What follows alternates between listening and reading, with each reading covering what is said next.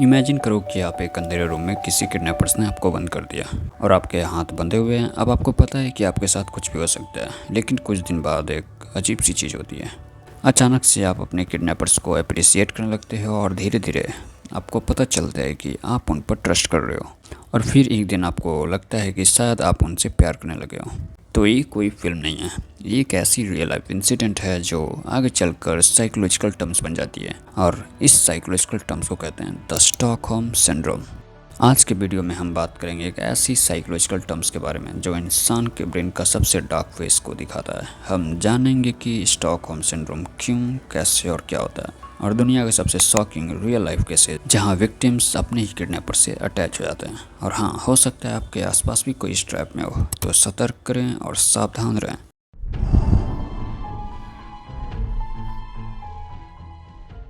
तो चलिए शुरू करते हैं एक ऐसी कहानी से जिसने पूरी दुनिया को हिला दिया। अगस्त 1973, स्वीडन के स्टॉकहोम सिटी का एक आम सा दिन। लेकिन उस दिन होने वाला था एक ऐसा क्राइम जो साइकोलॉजी की हिस्ट्री में पहले कभी न हुआ हो। नॉर्मल स्टॉक स्क्वायर में एक बैंक था जिसका नाम था क्रेडिट बैंकन। सुबह के 10 बज रहे थे। एक आदमी एंटर करता है बैंक के अंदर, हाथ में मशीन गन और चेहरे पर एक कॉन्फिडेंट स्माइल लिए हुए। और उसका नाम था जैन एरिक ओल्सन, जो कुछ दिन पहले ही जेल से छुटकर आया था। ओल्सन बैंक के अंदर घुसते ही गोली चलाता है और चिल्लाता है, द पार्टी है जस्ट बिगन। उस वक्त तक किसी को अंदाजा नहीं था कि अगले ही क्षण स्टॉकहोम पुलिस और मीडिया किस नाइटमेयर का हिस्सा बनेंगे। ऑल्सन ने 4 एम्प्लॉइज जिसमें 3 महिला और एक आदमी को हॉस्टेज बना लिया, और उधर बाहर बैंक को पुलिस ने चारों तरफ से घेर लिया। जैन एरिक ओल्सन का डिमांड था कि जो उसका दोस्त जेल में बंद है क्लार्क ओल्सन, उसे रिलीज किया जाए।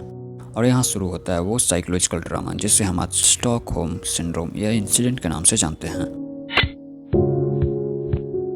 ये हॉस्टेजेस सिचुएशन 6 दिन तक चलता है, जहाँ हॉस्टेजेस को बैंक के वॉल्ट में बंद कर दिया गया किडनैपर्स के थ्रू, और उनके सामने किडनैपर्स जो गन के साथ साथ उनकी लाइफ का कंट्रोल लिए हुए खड़ा था। शुरू के कुछ घंटे सिर्फ डर में गुजरा, लेकिन धीरे धीरे कुछ अजीब होता है। ओल्सन ने हॉस्टेजेस को मारने पीटने की जगह उनके लिए छोटी छोटी चीज़ें की, जैसे कि ब्लैंकेट्स देना, उनको कोई हार्म नहीं करना, उनके साथ बातें करना। और ये छोटी जेस्चर्स ने हॉस्टेजेस के ब्रेन में एक इल्यूजन क्रिएट कर दिया, और यहीं से लोगों के अंदर का डर खत्म हो गया। उधर बाहर पुलिस ने रेस्क्यू ऑपरेशन प्लान किया, पर हॉस्टेजेस ने उन्हें रोका। उन्होंने किडनैपर्स के लिए सिंपैथी शो की, और सबसे अजीब चीज़ ये हुआ कि एक फीमेल हॉस्टेज किडनैपर्स से ही अटैच हो गई। इसके बाद जब किडनैपर्स को कोर्ट में ले जाया गया तो हॉस्टेजेस ने उनके खिलाफ गवाही देने से मना कर दिया। ये चीज़ देख के सब शॉक हो गए, पुलिस, मीडिया, साइकोलॉजिस्ट सभी शॉक थे। फिर इसके बाद पुलिस ने एक आदमी को बुलाया जो पेशे से क्रिमिनोलॉजिस्ट और साइकेट्रिस्ट थे, जो स्वीडन के रहने वाले थे, जिनका नाम निल्स बेजरॉट। पुलिस ने बुलाया इसलिए ताकि वो इस केस को एनालाइज करे और वो बता सकें कि एक्चुअल रीजन क्या है इस केस को लेकर। इसके बाद निल्स बेजरॉट ने जब हॉस्टेजेस का रिएक्शन देखे तो पता चला कि वो अपने किडनैपर्स के लिए ही सिंपैथी फील कर रहे हैं। फिर निल्स बेजरॉट ने इस रिएक्शंस को डिस्क्राइब करते हुए बोला कि ये कुछ ब्रेन वॉश जैसा कुछ है। इसके बाद उन्होंने इस सिंड्रोम या इस इंसिडेंट को लेकर एक नाम रखे जिसका नाम था नॉर्मन स्टॉक सिंड्रोमेट। बाद में दुनिया इसको स्टॉकहोम सिंड्रोम के नाम से जानने लगी। तो ये रहा पहला केस जहां इस सिंड्रोम के एग्जिस्टेंस को डिफाइन किया गया। 1974, अमेरिका की एक लड़की जिसका नाम था पैटी हर्स्ट, जो कि एक रिच फैमिली की बेटी थी, जो सिर्फ 19 साल की थी, सडनली एक टेररिस्ट ग्रुप ने किडनैप कर लिया। उस टेररिस्ट ग्रुप का नाम था सैम्बोनिस लिबरेशन आर्मी।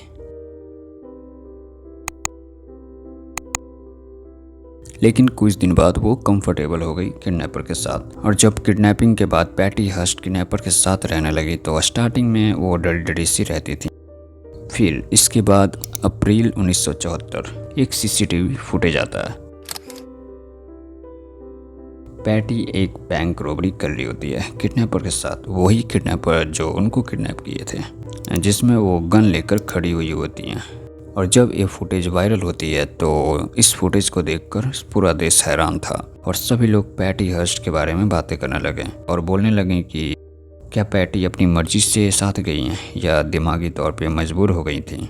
और इसके कुछ दिन बाद पैटी एक ऑडियो टेप्स भेजती है जिसमें वो अपनी फैमिली और पुलिस को क्रिटिसाइज करती है और कहती है वो अब इससे लेके साथ हैं।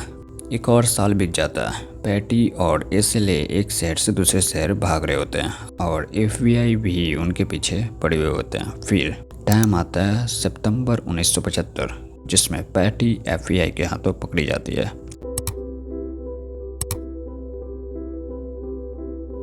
फिर इसके बाद जब कोर्ट ले जाया गया तो पैटी से सवाल जवाब होते हैं, जिसमें पैटी का कहना था कि मुझे ब्रेन वॉश और टॉर्चर किया गया और मैं स्टॉकहोम सिंड्रोम का विक्टिम हूँ। लेकिन उस वक्त ये नया साइकोलॉजिकल टर्म्स थे तो जूरी ने ज़्यादा विश्वास नहीं किया और प्रोसिक्यूशन का भी कहना था कि नहीं, तुम अपनी मर्जी से ये सब कर रही थी। फिर इसके बाद पैटी को 7 साल की सजा हो गई। फिर ठीक 2 साल बाद प्रेसिडेंट जिमी कार्टर के द्वारा पैटी की सजा को कम कर दी गई।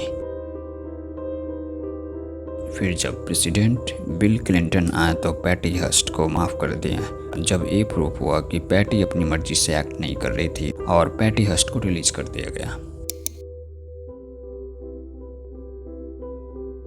तो क्या ये सिर्फ ब्रेन वॉश था? बिल्कुल भी नहीं, ये था स्टॉकहोम सिंड्रोम का नेक्स्ट लेवल एग्जांपल। तो ये रहे कुछ ऐसी रियल लाइफ इंसिडेंट जो स्टॉकहोम इंसिडेंट जैसी चीज़ें होते रहे हैं टाइम पे, जैसे कि रॉयल कास्ट्रो केस। इस केस में भी किडनैपर्स और हॉस्टेज जैसा ही कुछ है। अगर आपको जानना है तो आप गूगल पे सर्च करो, आपको मिल जाएंगे। अब सबसे बड़ा सवाल ये है कि ये स्टॉकहोम सिंड्रोम होता क्यों है? कैसे कोई इंसान अपने ही दुश्मन के साथ इमोशनल अटैचमेंट बना लेते हैं? ऐसा क्या होता है कि विक्टिम्स अपने ही किडनैपर्स को डिफेंड करने लगते हैं? साइंस कहता है इसके पीछे कुछ साइकोलॉजिकल रीजन छुपे होते हैं, जैसे कि पहला, सर्वाइवल इंस्टिंक्ट। इंसान का ब्रेन सबसे पहले एक ही काम जानता है, जिंदा रहना, जान बचाना।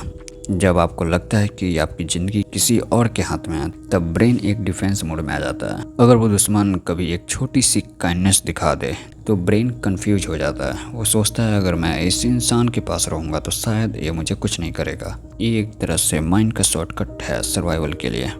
दूसरा, आइसोलेशन और डिपेंडेंसी। अब इसका बेसिक मतलब ये है कि विक्टिम को पूरी तरह से अकेला कर दिया जाता है। No friends, no family, no reality check. सिर्फ वही जो किडनैपर है वही उनके लिए एक थ्रेट है और वही उनके लिए कंफर्ट भी है। ये फोर्स डिपेंडेंसी ब्रेन को इमोशनल बॉन्ड बनाने के लिए मजबूर करती है। ब्रेन में रियलिटी डिस्टॉर्ट हो जाती है और विक्टिम अपने फ्रीडम भूल के कैप्टर्स यानी किडनैपर को ही अपना सब कुछ समझने लगते हैं। अब तीसरा है ट्रॉमा बॉन्डिंग या डोपामिन का खेल कह सकते हैं।